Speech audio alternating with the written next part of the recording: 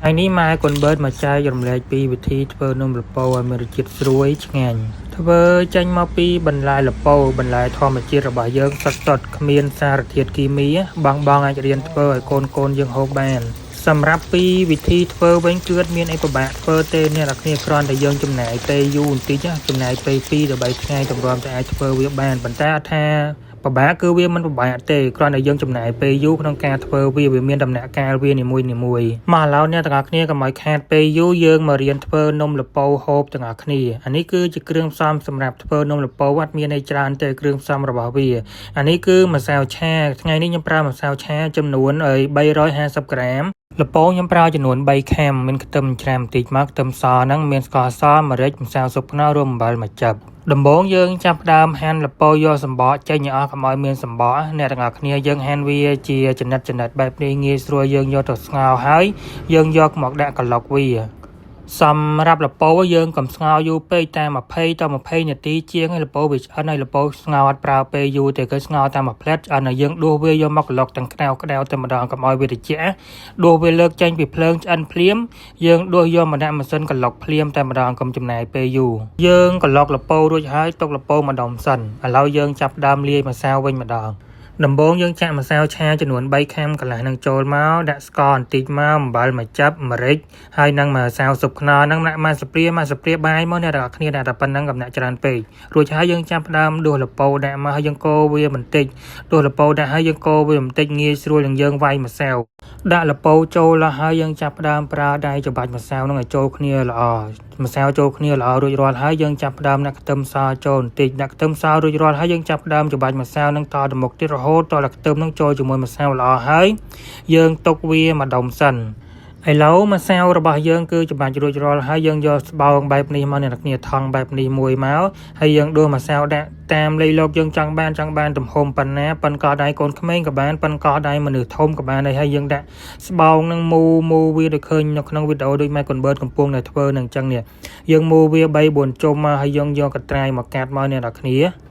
យើងមូម្សៅនឹងចូលថងចិត្តរៀបរយអស់ហើយយើងយកវាទៅដាក់ចំហុយដាក់ទុកម្ដុំសិនចាំមូអស់ចាំយើងយកទៅដាក់ចំហុយឥឡូវយើងដាក់ក្នុងឆ្នាំងចំហុយឲ្យរួចរាល់ហើយមកនេះឃើញមូបែបនេះអ្នកនរគ្នាយើងមូបាន5 6មកអស់ម្សៅយើងបានមួយឆ្នាំងចំហុយចឹងមកហើយយើងយកឈើចាក់ថ្មិញឬអ្វីមួយស្រួចយកមកចាក់ពីលើនំដើម្បីកុំឲ្យនំពេលយើងស្ងោរទៅវារីកចឹងវាផ្ទុះចឹងយើងចាក់ឲ្យវាមានប្រហោងទូ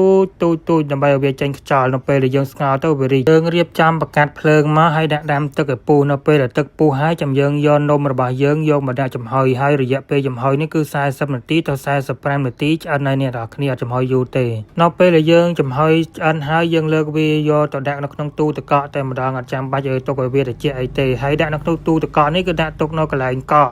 បើកត្រឹមលេខ3បានហើយអ្នកនរគ្នាទុករយៈពេលមួយយប់ឥឡូវយើងទុកមួយយប់ហើយព្រឹកព្រលឹមឡើងយើងមកបើកមើលរៀបចំយកវាមកហាន់ជាចំណិតទូចអ្នកនរគ្នាទុកកន្លែងកកគឺនៅកន្លែងហ្នឹងវាកកមកល្មមយើងបើកលេខ3គឺវាកកមកល្មមមកស្រួលហាន់តែម្ដង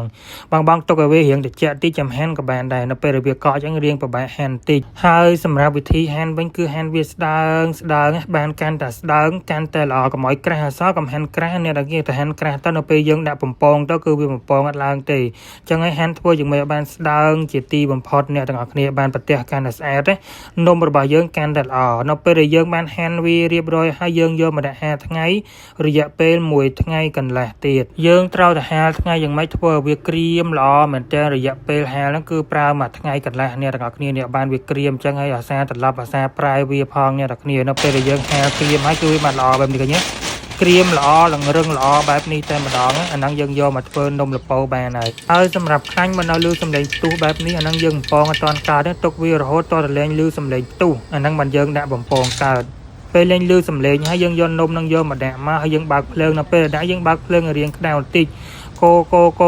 វារហូតទៅគឺវាឡើងយើងត្រូវតែកូរវារហូតណាកូរវារហូតតឡើងចឹងឯងនំយើងអត់ឡើងស្មើគ្នាល្អទេនេះឃើញណាទៅគឺកូរនំឡើងហ្មងនៅពេលដែលនំឡើងយើងចាប់ដើមបន្ថយភ្លើងវាចុះបន្តិច សូមបញ្ជាក់អ្នកទាំងអស់គ្នានៅពេលដែលនំយើងឡើងល្អបែបនេះហើយយើងបន្ថយភ្លើងវាហើយយើងដួសវាចេញមកដល់ពេលយើងដាក់ទៀតយើងចាប់ផ្ដើមបើកភ្លើងឲ្យរាងក្តៅវិញបងអាចមើលនៅក្នុងវីដេអូនឹងបានណាសម្រាប់វិធីធ្វើនំលពៅនៅរាងសាំញ៉ាំឲ្យប្រើពេលយូរបន្តិចអ្នកទាំងអស់គ្នាប៉ុន្តែរសជាតិគឺឆ្ងាញ់មែនទែនយើងធ្វើហូបខ្លួនឯងធ្វើឲ្យកូនហូបចំណាយពេលតែ 2-3 ថ្ងៃមកគឺយើងអាចធ្វើនំនេះហូបបានហើយមួយទៀតយើងមានបទពិសោធន៍មានចំណេះដឹងមួយមុខទៀតហើយអ្នកទាំងអស់គ្នារបៀបធ្វើនំលពៅស្រុបអ្នកទាំងអស់គ្នាត្រូវចេញពីផ្លែលពៅសតតែម្ដងណាស្នាដៃ Michael Bird មាននំលពៅបែបធម្មជាតិបន្លែធម្មជាតិមើលខាងទៀតមើល